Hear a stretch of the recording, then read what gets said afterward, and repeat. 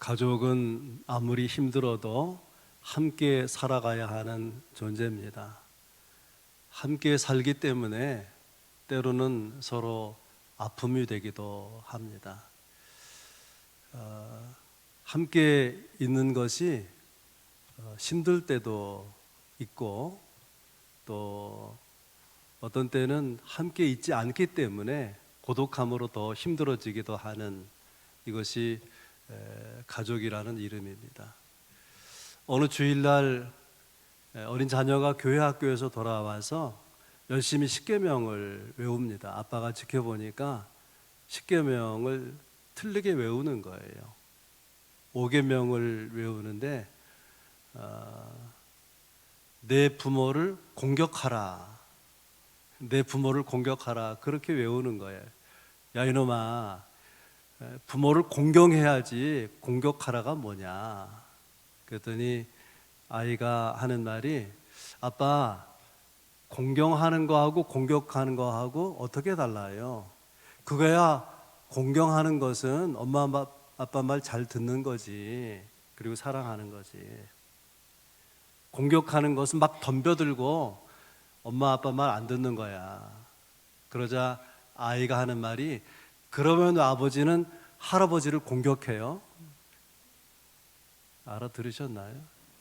우리 시대에는 자녀가 부모를 공격하는, 또 부모가 자녀를 공격하는 그런 시대입니다. 그런 시대 속에 우리가 살고 있습니다. 오늘 가정의 달 어버이 주일, 당연히 주제가 효도 아니겠습니까? 내 부모를 공경하라. 왜 하나님은 우리에게 부모를 공경하라고 하느냐? 그 이유를 먼저 생각해 보면, 첫째는 하나님의 계명이라는 거예요. 하나님께서 시내산에 모인 이스라엘 백성들을 향해서 모세를 통해서 십계명을 2개의 돌판에 직접 써서 주셨습니다.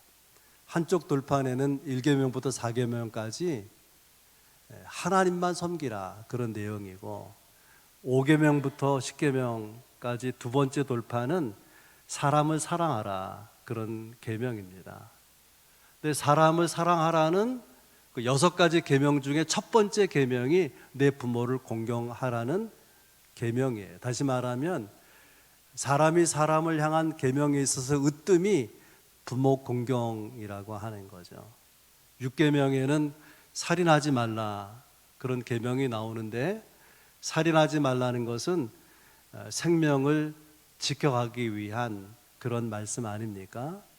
그러니까 생명을 지키는 것보다 더 중요한 것이 부모 공경이라고 하는 하나님의 마음이 십계명에 들어있는 것이죠. 그런가 하면은 그 두 번째 돌판에 있는 사람을 향한 6가지 계명이 전부 하지 말라로 되어 있어요. 살인하지 말라, 도둑질하지 말라, 간음하지 말라, 거짓 증거하지 말라, 이웃의 것을 탐내지 말라. 근데 유일하게 긍정적인 표현으로 하라고 되어 있는 것은 5계명뿐이에요. 내 부모를 공경하라는 것입니다. 여러분 십계명 아시죠? 십계명에 내 부모를 공경하라는 계명이 있는데, 왜 하나님은 부모를 공경하라고 하면서 자녀를 사랑하라는 계명은 안 주셨을까? 왜 그랬을 것 같습니까? 그것은 자녀를 사랑하라는 것은 계명으로 주지 않아도 지켜갈 수 있고 지키는 것이 어렵지 않기 때문이고, 부모를 공경하는 것은 쉽게 지켜질 수 없는 것이기 때문에 계명으로 주신 것입니다. 여러분, 계명이 뭐라고 생각합니까? 도레미파 그런 계명이 아니고, 이것은 커맨드먼트, 명령이라 그럽니다. 명령은 해도 되고 안 해도 되는 것이 아니라 반드시 해야 되는, 반드시 지켜야 되는 그런 계명으로 내 부모를 공경하라고 하는 계명을 주셨다는 것입니다. 부모를 공경해야 되는 첫 번째 이유, 하나님의 계명, 명령이기 때문입니다. 꼭 기억할 수 있길 바랍니다. 하나님의 명령이라는 거예요. 두 번째는 자녀라면 부모 공경이 마땅한 일이기 때문에 부모를 공경하라는 거예요. 하는 거예요. 에베소 6장 1절에 자녀들아 주 안에서 너희 부모에게 순종하라. 이것이 옳으니라. 이 옳으니라 그 원문의 의미는 이것이 선하다 혹은 이것이 공로다 그런 의미가 아니고요. 의의 개념이에요. 의. 바른 것. 바른 것. 그러니까 부모를 공경하는 것, 부모에게 효도하는 것은 인간이라면 자녀라면 그것은 바른 것이다, 기본이다 그런 말이에요. 효도했다고 자랑할 것도 없는 것입니다. 하나님은 부모 공경, 이 효도를 왜 마땅하다고 이것은 옳은 일이라고 말씀하시는 것이냐? 몇 가지 생각해 보면 가장 기본적인 것은 부모니까 공경하는 것이 마땅하다는 거예요. 성경에는 오늘 본문을 구약에서 출애굽기, 신약에서 에베소 이렇게 정했는데 공이 부모를 공경하라 그렇게 돼 있지 부모를 사랑하라 그렇게 돼 있질 않아요. 그러니까 부모는 사랑의 대상이 아니고 공경의 대상이라는 거예요. 문제는 내 부모가 공경할 만하면 참 좋은데 그 우러나는 마음으로 효도할 수 있잖아요. 부모의 사는 모습이나 자녀 혹은 나를 대한 태도가 못마땅할 때 그때 내 부모를 공경하라는 주의 명령은 참 받아들이기 어려운 것 아닙니까? 마르틴 루터 종교개혁자 마르틴 루터가 하나님을 생각할 때에 하나님 아버지라고 생각하는 것이 매우 힘들었다 그래요. 왜냐하면 어려서 아버지에게 매질을 당하고 아버지의 학대를 경험하면서 하나님 아버지 그러면 육신의 아버지가 떠올라서 하나님을 아버지로 받아들이는 것이 한동안 너무 어려웠다 그런 고백을 한 적이 있습니다. 내 부모를 공경하라 하는 것은요 자격을 말하는 게 아니에요. 부모가 공경을 받을 만한 자격이 있으니까 자녀에게 공경하라고 하는 것이 아닌 것입니다. 성경은 그냥 공경하라 그렇게 말하는 거예요. 내 부모를 공경하라. 어떤 부모이기 때문에 공경하라 이런 말이 없다 그 말이에요. 공경할 만한 부모이기 때문에 그런 게 아니에요. 가장 단순하게 말하면 부모니까 공경해야 된다 그렇게 말하는 것입니다. 공경하라는 히브리어 원어는 무겁다, 무게를 두다 그런 의미가 있어요. 부모는 우리를 낳아준 존재잖아요. 그런 의미의 부모로서의 무게가 있다는 무게. 그 부모라는 무게를 받아들이고 존중하고 효도를 하는 것입니다. 그래서 우리가 착각하기 쉬운 것은 나는 그냥 부모라고 생각 안 해. 그거는 성경적이지 않아요. 성경에는 자격이 있어서 공경하라는 게 아니고 부모가 부모기 때문에 부모라는 권위, 부모라는 무게를 신앙으로 인정하고 공경하라 그런 뜻입니다. 그래서 에베소 6장 4절에 보면 이렇게 되어 있어요. 자녀들아 주 안에서 너희 부모에게 순종하라. 이것이 옳은 주 안에서. 주 안에서 무슨 뜻일까요? 신앙적 차원에서 효도를 생각해야 된다 그 말이에요. 네가 구원 받은 하나님의 자녀니까 하나님의 은혜와 사랑을 받았기 때문에 너는 부모에게 효도해야 된다.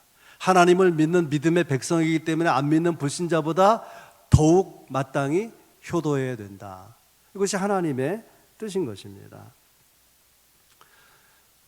바리새인들과 서기관들이 예수님의 제자들이 손을 씻지 않고 막 음식을 먹으니까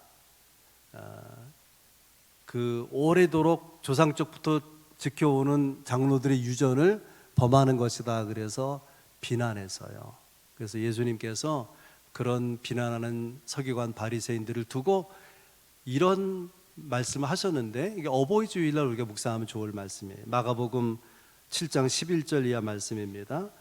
너희는 이르되 사람이 아버지에게나 어머니에게나 말하기를 내가 드려 유익하게 할 것이 고르반 곧 하나님께 드림이 되었다고 하기만 하면 그만이라 하고 자기 아버지나 어머니에게 다시 아무것도 하여 드리기를 허락하지 아니하여 너희가 전한 전통으로 하나님 말씀을 폐하고 또 이 같은 일을 많이 행하느니라. 무슨 말인가 하면은 하나님의 말씀 율법에 부모를 공경하라는 말이 있는데 그 부모가 마음에 들지 않는 거예요. 그래서 자녀이기 때문에 마땅히 부모에게 해드릴 것이 있는데 이거를 고르반하고 말한다는 거예요. 하나님께 드렸다라고 말해놓고 하나님께 드리지도 않고 자기 부모에게 안 드리는 구실로 삼는다는 거죠. 부모를 모셔야 되는, 부모를 대접하고 부모를 섬겨야 되는 마땅한 태도를 소홀히 하는 방편으로 하나님께 바쳐진 것이다, 그래버리고 만다는 거예요. 이것은 하나님의 말씀을 폐하는 것이고 이것은 매우 악한 일이다, 그렇게 주님이 말씀하셨습니다. 근데 사실 우리도 그런 잘못을 저지르기 쉬워요. 우리가 신앙생활 잘한다는 명목으로 가족에 대한 의무를 소홀히 하기 쉽습니다.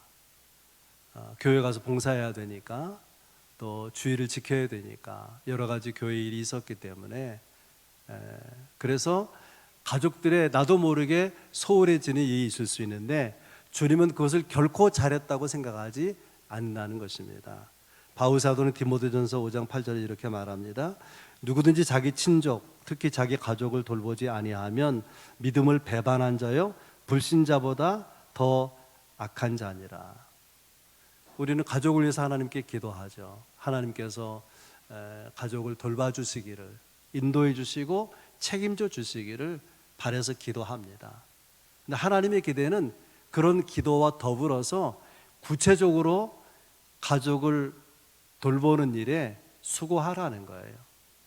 여러분 어떻습니까? 5월 가정의 달에 사랑하는 가족을 생각할 때 나는 내 가족 구성원을 위해서 수고한 것이 있는지, 희생한 것이 있는지, 섬기기 위해서 내가 아픔을, 상처를 감수한 것이 있는지.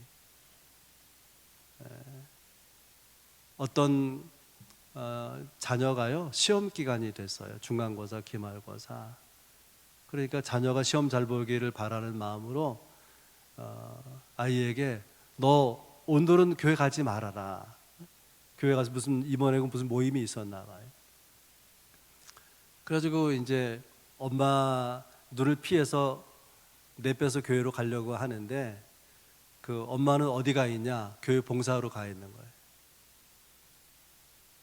이게 1부, 2부, 3부 다 웃질 않네 해도 이상하게.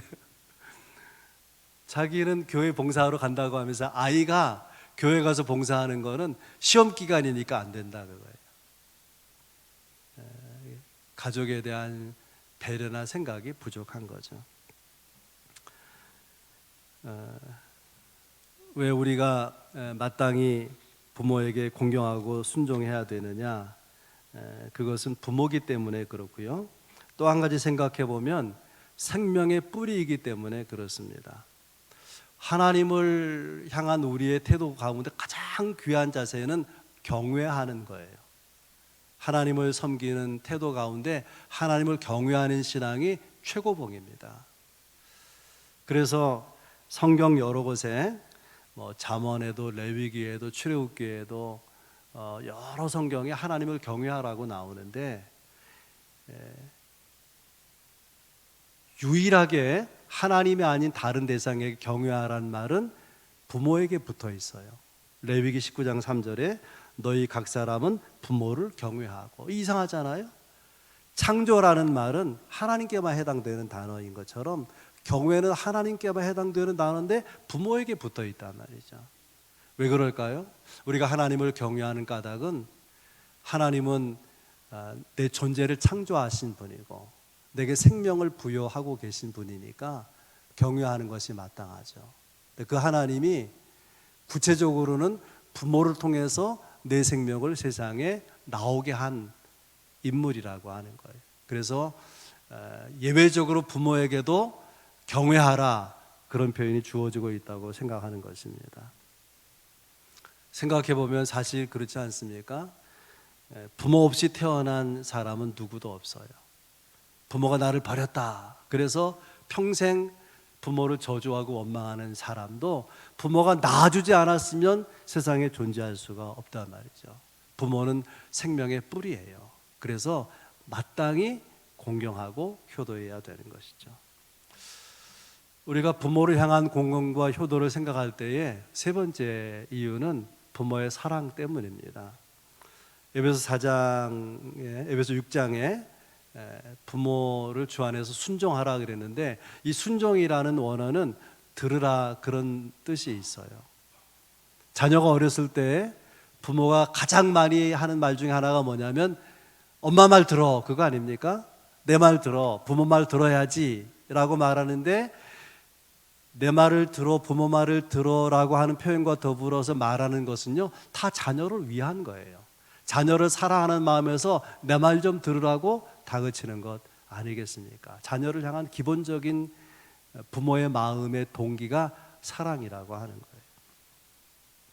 세상의 사랑은 변질이 되어서 미움이 되기도 하고, 사랑한다고 하면서 시기 질투하기도 하잖아요. 그러나 어머니의 사랑, 부모의 사랑은 순수하죠.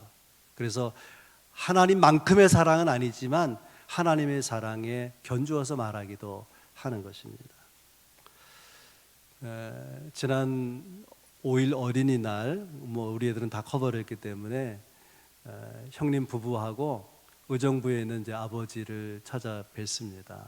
그래서 어버이날도 가깝고 해서, 그래서 같이 식사하고 이제 식사상을 물리고 아버지하고 바둑을 한 수 두게 되었는데 첫 판부터 깨졌어요.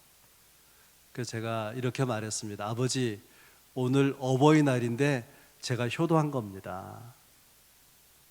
그랬더니 아버지가 이겨야 효도지 지는 게 무슨 효도냐. 게임은 부모 자식이 어디 있어요. 서로 이기려고 하는 것인데, 그럼에도 불구하고 자식이 이겨도 기쁘다는 거예요. 또 이길 만큼 실력이 늘기를 바라는 거예요.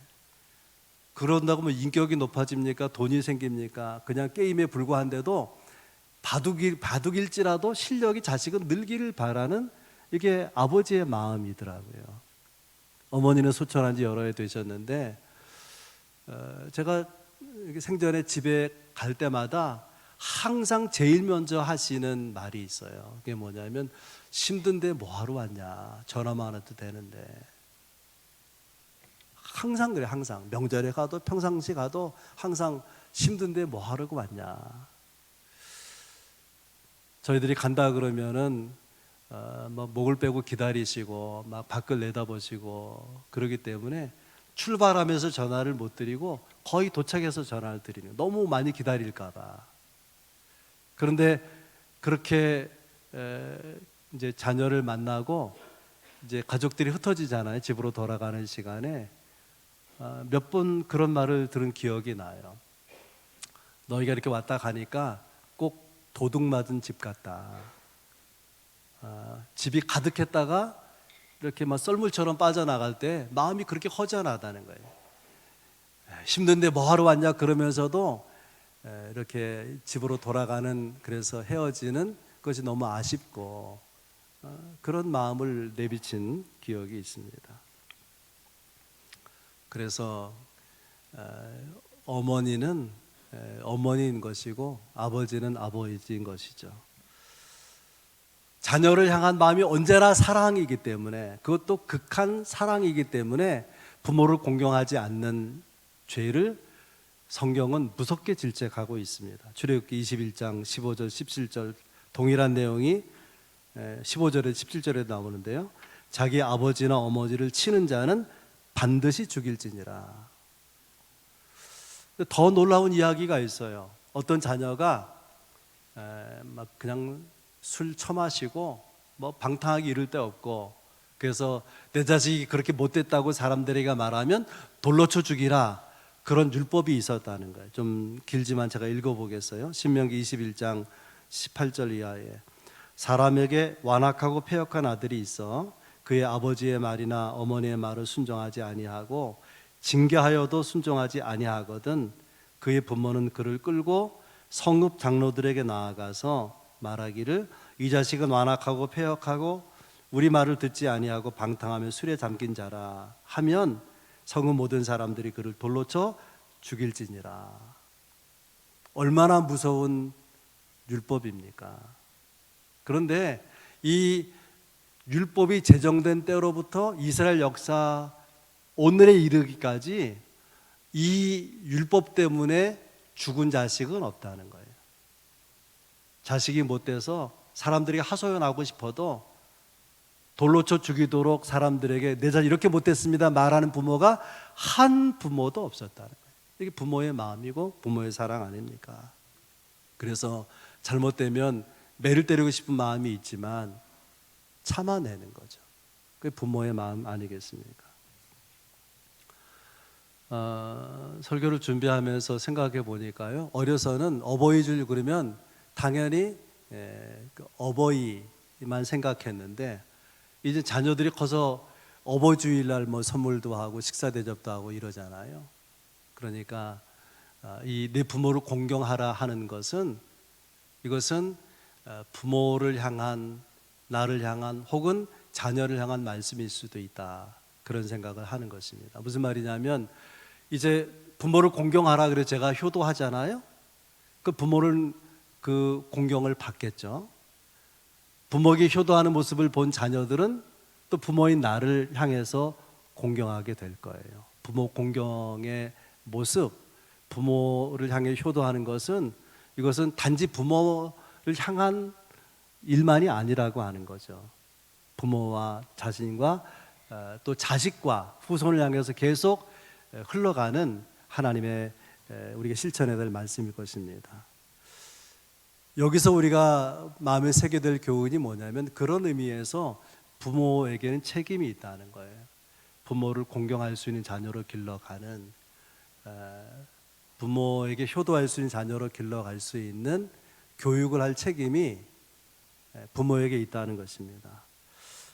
신명기 6장을 쉐마라고 말하는데 신명기 6장 6절 이하의 유명한 쉐마 본문이 이렇게 기록됩니다. 오늘 내가 내게 명하는 이 말씀을 너는 마음에 새기고 내 자녀에게 부지런히 가르치며 집에 앉았을 때이든지 길을 갈 때이든지 누워있을 때이든지 일어날 때이든지 이 말씀을 강론할 것이며 너는 또 그것을 내 손목에 메어 기호를 삼으며 내 미간에 붙여 표를 삼고 또 내 집 문설주와 바깥문에 기록할지니라. 자녀를 이렇게 부지런히 가르치라 하는 이 말씀을 누구에게 주신 것이냐? 부모에게 주신 것이고 더 정확하게는 가장에게 준 말씀이에요. 부모는 자녀를 부지런히 가르칠 책임이 있다는 거예요. 안 믿는 부모들은, 세상 부모들은 자녀가 잘 되도록 최선을 다해서 뒷바라지 하는데 성경은 자녀를 그렇게 키우라는 말씀이 없어요. 최선을 다해서 키우라 그렇게 돼 있지 아니하고 자녀를 부지런히 가르치는데 어떻게 가르치느냐? 주의 교훈과 훈계로 양육하라. 에베소서 6장 4절에 나와 있죠. 오직 주의 교훈과 훈계로 양육하라. 말씀으로 자녀를 가르치라. 주님의 가르침으로 자녀를 가르치라. 그렇게 교훈하고 있습니다. 여러분 한번 생각해 보시길 바랍니다. 모든 부모는 자녀가 어렸을 때 제일 많이 하는 말이 내 말 좀 들어라 그런 말과 더불어서 공부 좀 해라 이놈아. 공부 잘해야지. 공부 잘해서 남 주냐. 공부 잘해야지. 자녀가 공부 잘해서 기대한 대로 삶을 살아갈 때 그 자녀가 부모를 공경하겠습니까? 자녀가 성공하기를 바라는데 크게 성공한 자녀가 부모를 공경하고 효도하겠습니까?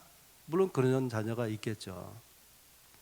중요한 것은 말씀으로 주의 훈계와 교훈으로 양육되지 않았을 때에 공부 잘했어도 성공했어도 빗나갈 수가 있다고 말이죠.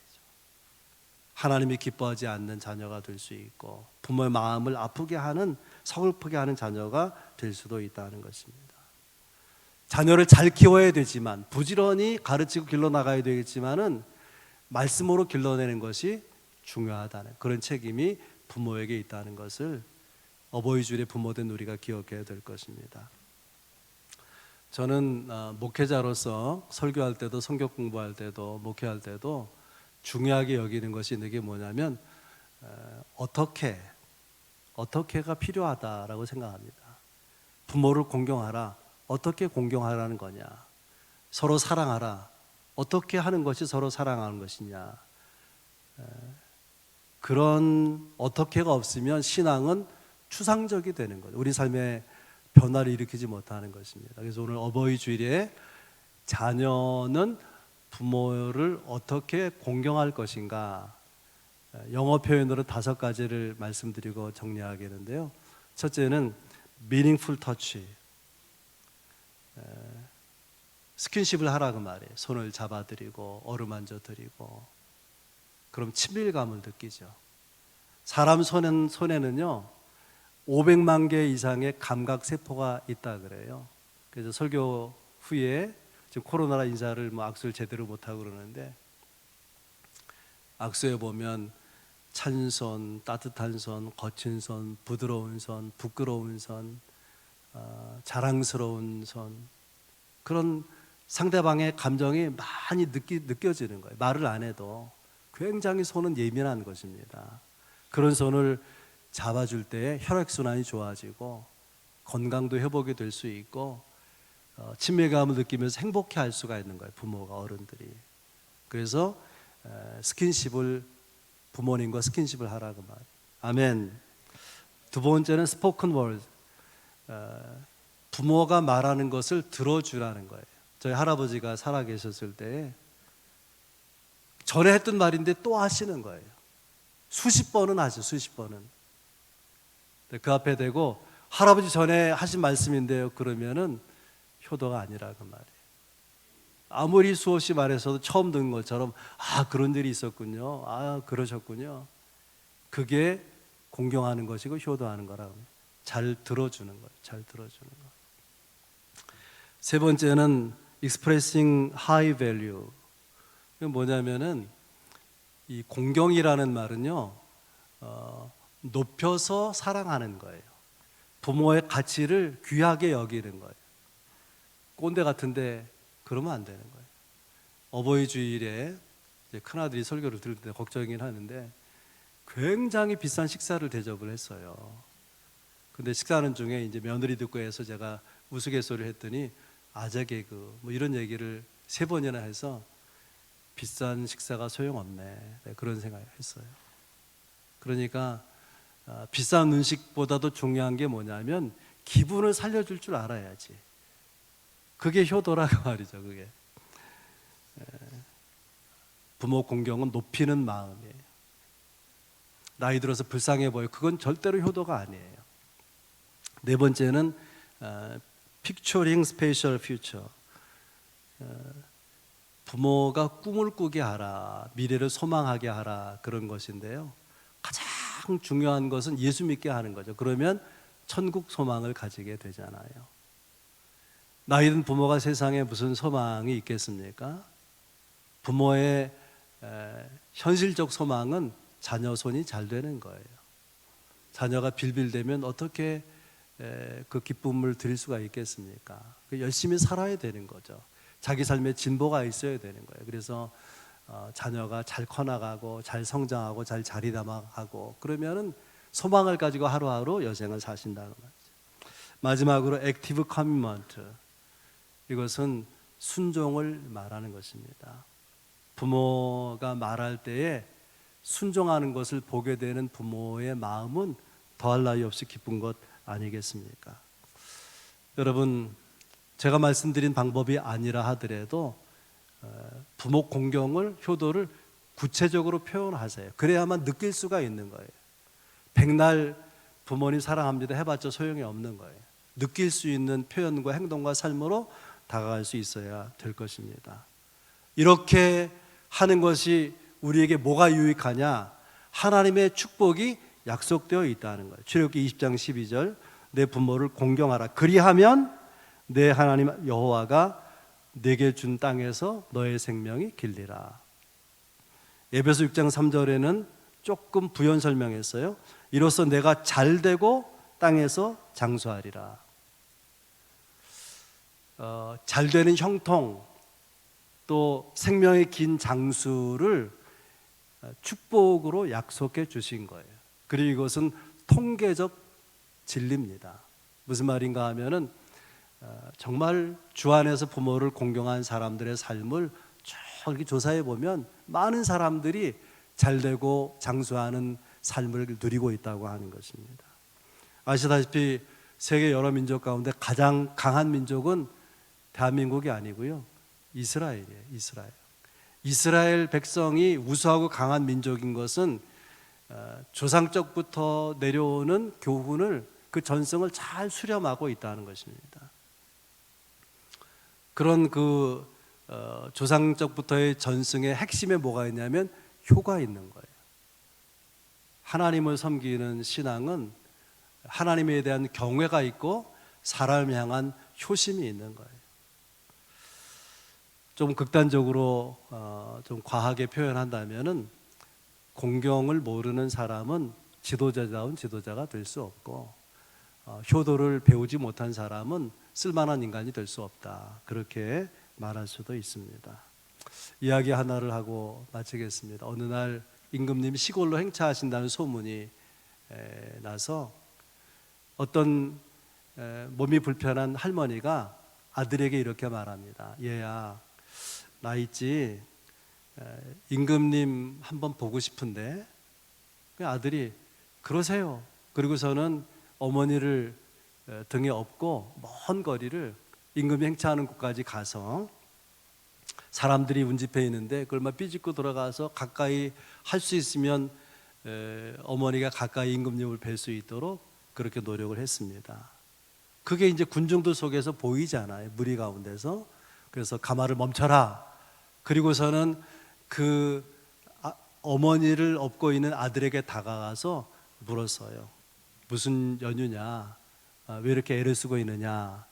그랬더니 아들이 하는 말이, 제 어머니가요, 임금님을 꼭 한번 보고 싶다 그래서요, 가까이 보게 해드리려고 이렇게 업고 모시고 나온 것입니다. 그래서 참 효성이 많구나 하고 큰 상을 내렸다는 것입니다. 이것이 그 동네도 다른 동네에도 막 전해지게 됐어요.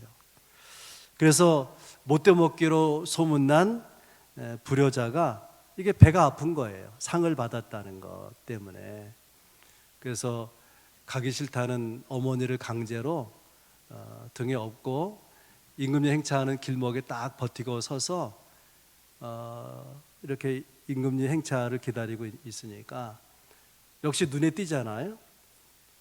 그래서 임금이 생각하기를 참 이 동네에는, 이 지역에는 효자가 많구나, 기특하기도 하다 하고 다가서서 물었어요. 너는 어떤 연유로 이렇게 어머니를 모시고 왔냐 했더니 처음에 상을 받았던 효자가 한 말 그대로 임금님 앞에 말하게 됐습니다. 그랬더니 동네 사람들이 난리를 치면서 아니라고, 그러면 천하의 몹쓸 불효자입니다. 임금님이 상 주셨다는 말을 듣고 상 받고 싶어서 저러는 겁니다. 그때에 임금이 정색을 하고 하는 말이에요. 흉내라도 좋다. 효도는 흉내라도 내어야 하느니라. 그리고 그 불효자에게도 상을 주라고 했다는 것입니다. 어머니를 억지로 모시는 것이 잘했다는 것이 아니라 효도가 중요하다는 것을 다시 한번 사람들에게, 자기 백성들에게 가르치고 싶었던 거 아니겠습니까? 여러분, 그렇습니다. 어버이 주일에 부모를 공경하는 거, 효도하는 거 흉내라도 내보세요. 안 하는 것보다 하는 것이 나은 것입니다. 그러나 할 바에는 기쁘게 하시기를 바라고요, 할 바에는 즐겁게 하시기를 바랍니다. 그리하면 하나님이 약속해 주시지 않았습니까? 그렇게 부모를 순종 공경하는 자녀에게는 땅에서 잘 되고, 그리고 그 생명의 날수가 길게 할 것이다 하는 장수의 복을 약속하고 계십니다. 여러분, 어버이 주일 여러분 자신이 바른 효도를 통해서 하나님 축복이 머무는 가정이 되도록, 또 자녀들도 그렇게 따라올 수 있도록 부지런히 말씀으로 주의 교양과 훈계로 자녀를 가르칠 수 있기를 주의 이름으로 축원합니다.